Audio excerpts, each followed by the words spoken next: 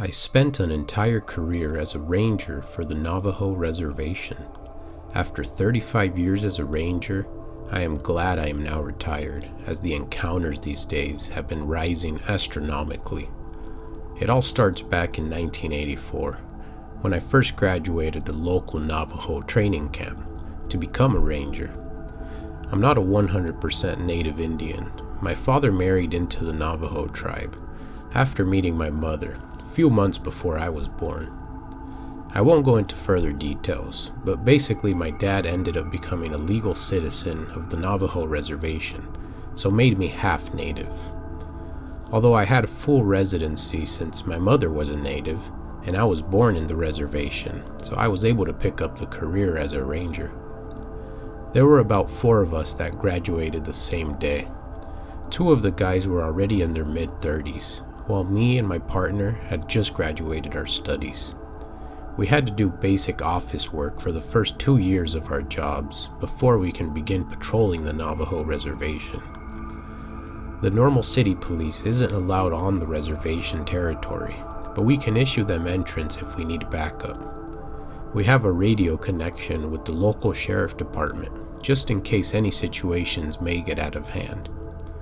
During my entire career, we only had to phone in the local sheriff for help due to large disturbances from travelers and groups of hundreds that would set up camps and begin burning anything in sight. Besides that, most of our calls were small disturbances in households and your occasional call for checkups on senior citizens. It was a Friday evening around 4 p.m. I can remember it like it was yesterday. We received a call from an elderly Navajo member stating a large creature had attacked him while he sat on his porch. We could hear the sound of terror in his voice as he explained he needed help immediately, that the creature was attempting to enter his house and he can't fight it back. We jumped in our squad car, which was an older Toyota pickup truck, and headed towards the caller's location. We could see a small native house made of local materials with a makeshift fence surrounding it. I knew this was the location as we pulled up to the front yard with our guns drawn. There was a large dog chained up to the tree with a small doghouse for shelter. The dog was scared inside the doghouse and wouldn't come out.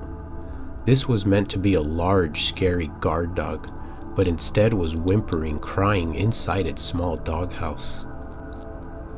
I could see a trail of blood on the small steps of the entrance to the house, with the door wide open.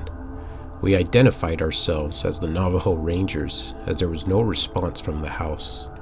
Me and my partner slowly walked around the blood on the porch, as it had a trail running all the way into the house. As I stepped up the porch near the front door to look inside, I witnessed a large puddle of blood with nobody around.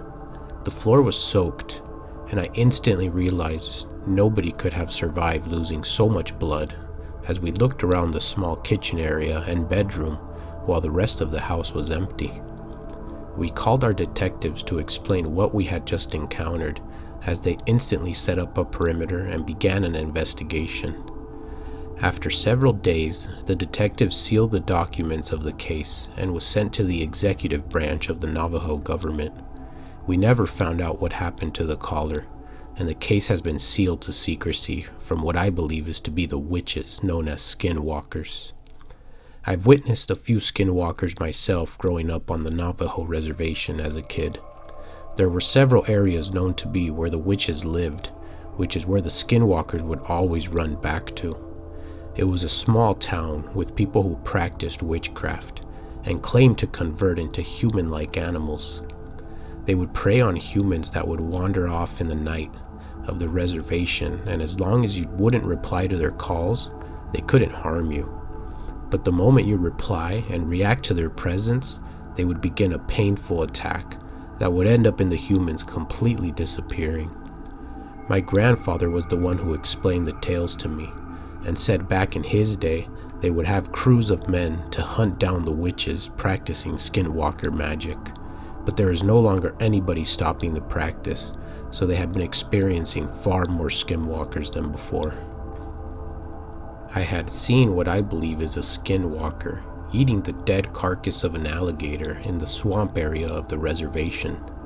I was just a teenage boy when I was fishing with a few of the local boys in my neighborhood. We were walking along the bank of the river with our fishing supplies in hand, as we looked for a good, calm area to cast our lines and catch some catfish. As we turned the bend of the river, we saw a large creature in the distance eating a dead alligator along the bank of the river. It was in the shape of a large eagle, but was way too large to be a bird. We instantly told each other, "That's a skinwalker," as it looked in our direction with glowing red eyes. We began running as fast as we could, as we could hear a loud screech behind us from the human-like eagle eating the alligator. The alligator wasn't a small gator. It had to have been around 6 feet long, so I can only imagine how large that skinwalker was to kill such a large gator with his hands or talons or whatever it had. My father explained to me what I witnessed was indeed a skinwalker, as he had seen the same exact creature on several occasions, but he would never give it attention or look in its direction. He told me to avoid making eye contact next time, and not to respond to it, and never go out alone again, as I will stand no chance if I'm alone. He sounded serious in his tone, the way he explained it all to me, which, as a kid, you believe everything our parents tell you, so I took the information wisely and listened to my father's advice. On several other occasions, I saw the large eagle skinwalker attempting to get my attention while out hunting wild boars. But as long as I never gave it my attention, he seemed to not be able to get near me. I realized what my father told me was true, that they can only come after you if you react. After a decade on the job as a Navajo Ranger, we get regular calls for the same exact situation. A panicked call will be shouting, asking for help, stating random large creatures are chasing them, and we always end up finding an empty house with signs of blood everywhere, but never a person to be found. All the cases with the same encounters end up being sealed by the detectives and sent up the chain of command, never to be seen by any of the other rangers or the public. I don't understand why there is so much secrecy to this type of situation where skinwalkers are involved, but will never speak about it when I bring it up to them. They always said when I become a detective, I'll have the answers I'm looking for. I don't ever plan on becoming a detective, as I don't see myself sitting in the office doing paperwork all day, so I might not ever know what is happening to all the missing residents of the reservation.